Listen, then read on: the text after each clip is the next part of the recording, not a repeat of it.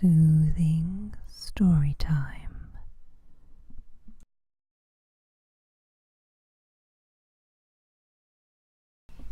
The Talking Trees of Trebbly and the Weasel. The creatures of nature had gathered to tell stories under the falling leaves of the autumn trees. Beam went first. The talking trees of Trebbly were very special trees. They could listen and they could talk to each other and talk to the animals. Sadly, they could not talk to all the trees. Most other trees couldn't hear them because Trebbly Forest was unique, a magical place, and the trees absorbed the magic into their roots. The trees of Trebbly liked to talk. In fact, they loved to talk, and they loved to have something to talk about. Being rooted to the spot, the things they had to talk about were a tad limited, but they kept watch, always. Anything that came and went in the forest during the day or night was seen by the trees of Trebbly and passed on to all the other trees of Trebbly. They worked in shifts, in a group of trees. Some watched while the others slept, and one always had the lucky task of passing on all the gossip seen by the watching trees to the next group of trees. This was the best job of all, the favourite job of the trees of Trebbly. Anything seen by one tree was known to all. The animals that lived in the Trebbly wood humoured the trees. Sometimes the trees knew useful things, so the animals talked to the trees and helped the trees when they could. If any people were seen in the distance by the big trees, it was passed quickly to the whole forest. The people walking through the forest always remarked how little wildlife the forest seemed to have. It actually had as much as any other, but they were all warned in advance and hiding.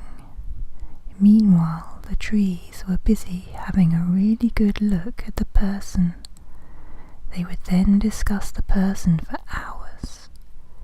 The trees closest to the person telling again and again every single step they took, and whether or not they looked like a good person or one who picked other people's flowers, the dirty weirdos.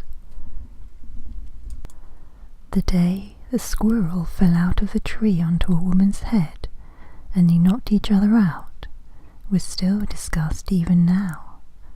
The time a fish jumped out of the river and accidentally slapped a rabbit who had stopped for a drink was fondly remembered.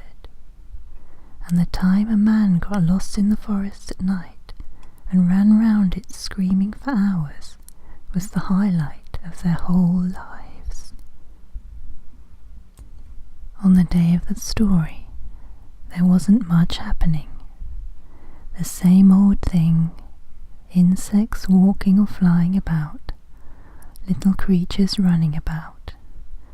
The trees at the south end of the forest were passing along to the rest of the forest how many bees had visited the blue flowers since the sun had come up.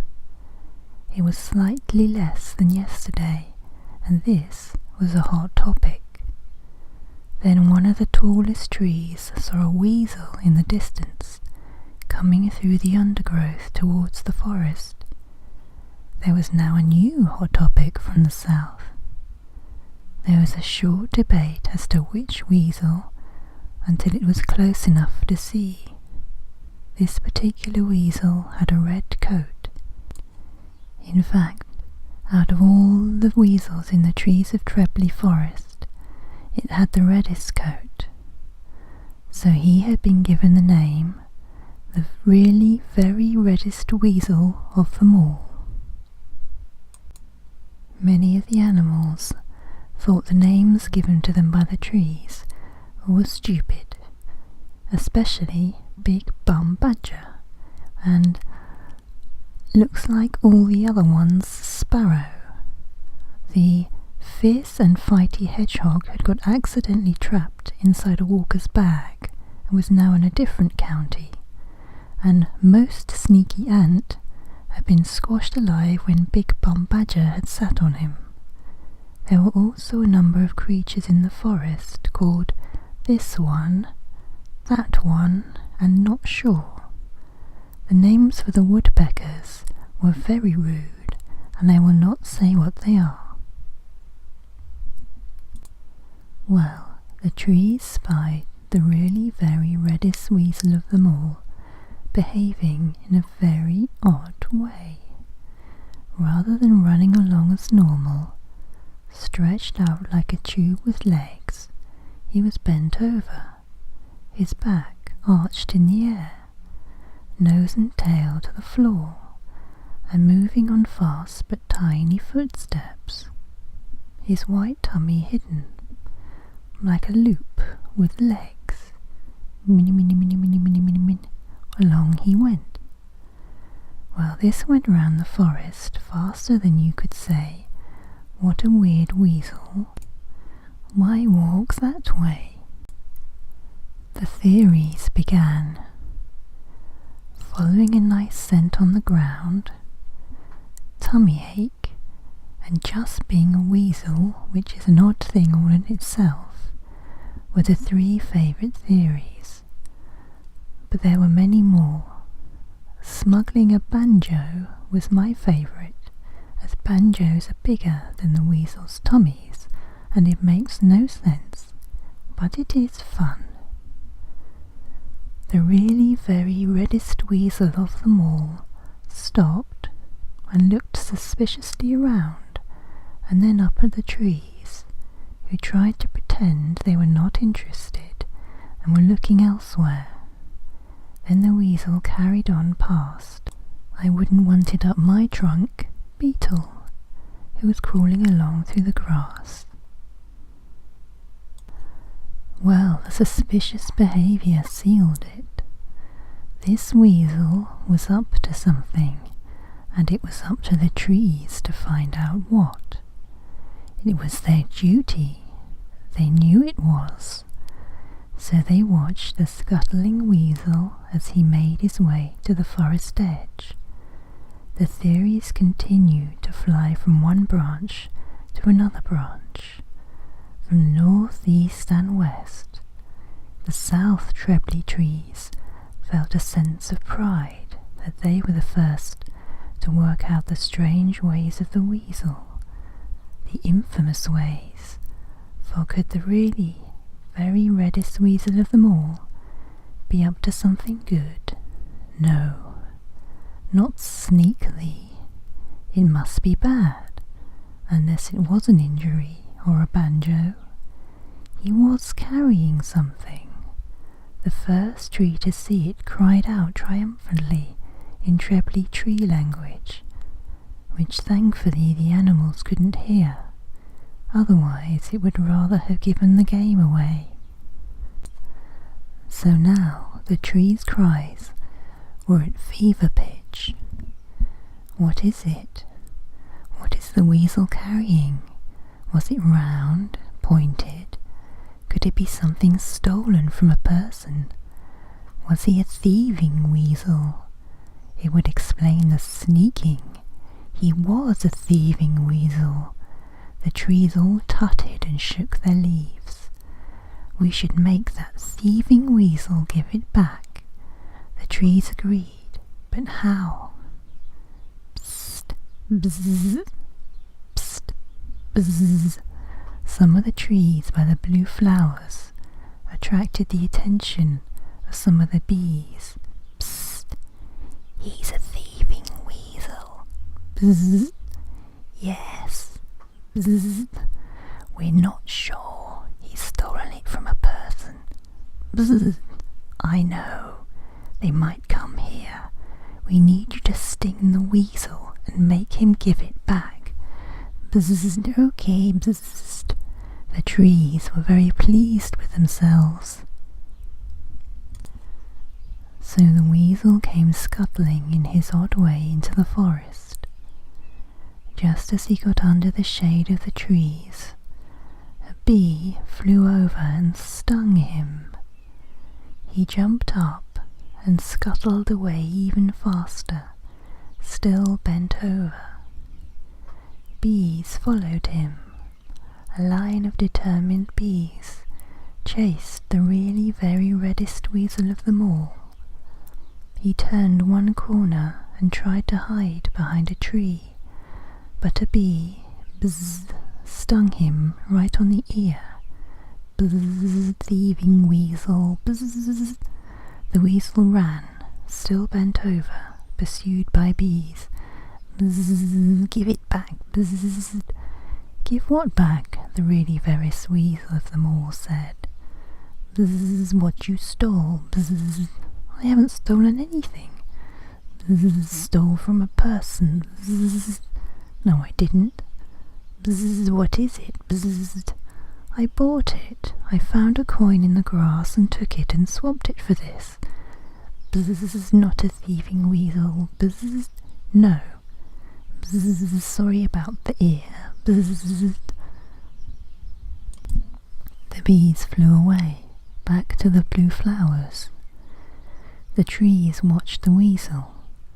He had paused and was rubbing his ear on a nearby plant as Can't Fly in a Straight Line Butterfly fluttered past.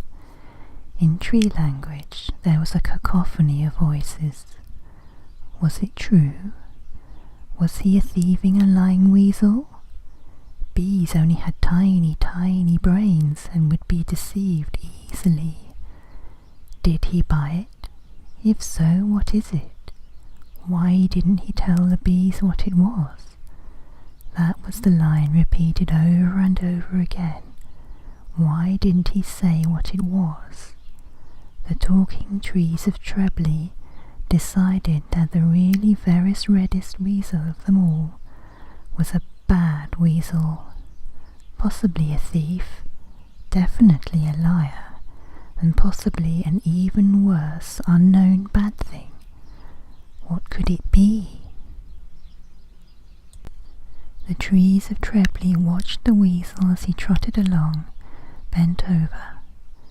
They tried to work out what he could be up to by the direction he was going.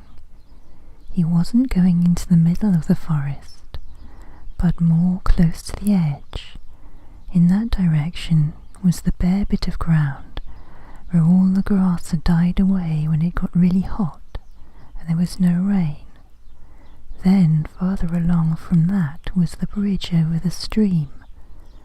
At that moment the only other creature on the bridge was, where is its other leg gone? Spider, who was busy making a web. But the bridge was a meeting place. So the trees decided the weasel was bringing a bad thing to another animal at the bridge, and also that he must be stopped. So they whispered to the birds, "Bad weasel, thief, liar, must be stopped." The birds talked to each other, "Bad weasel, thief and liar."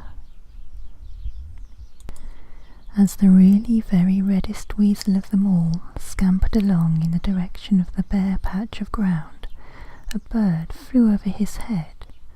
The bird had been called the one with a lumpy head, Starling, and she dropped a twig on him.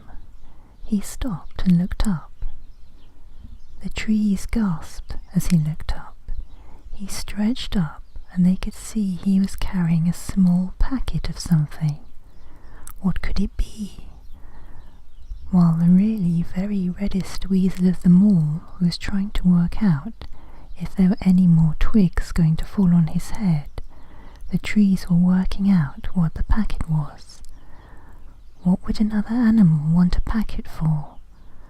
What if he wasn't going to meet an animal at all? What packet would you need for the stream? Well, this went round for a while, and the really very reddest weasel of them all set off again. Then in tree language an angry cry went round. The really very reddest weasel of them all was heading to the bare patch of earth with a packet. They'd seen a packet like that before. It killed all green things. It was called Weed Killer. The trees gasped. Such a cruel and terrible thing it was. This weasel must be a horrible, horrible creature, worse than any of them could have imagined. The weasel must have Weed Killer. The weasel was poisoning the plants, might even poison a tree. The evil weasel must be stopped. So the trees told all the animals and insects they could that the really very reddest weasel of them all was trying to murder them. The really very reddest weasel of them all had just reached the bare patch of earth and stopped when the first flight of birds flew over and pooed on him. Then a squirrel hit him accurately with a small stone. More birds flew over. A big crow pecked him. Then he saw a swarm of bees coming towards him.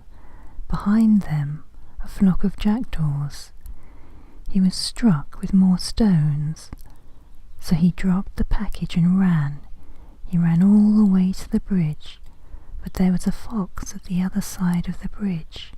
He panicked and accidentally fell off the bridge. He swam off down the river with his one swollen ear as the poo slowly washed off and never came back to the forest again.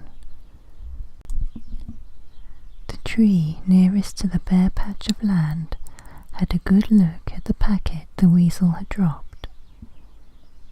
It had a nice picture of wildflowers on it.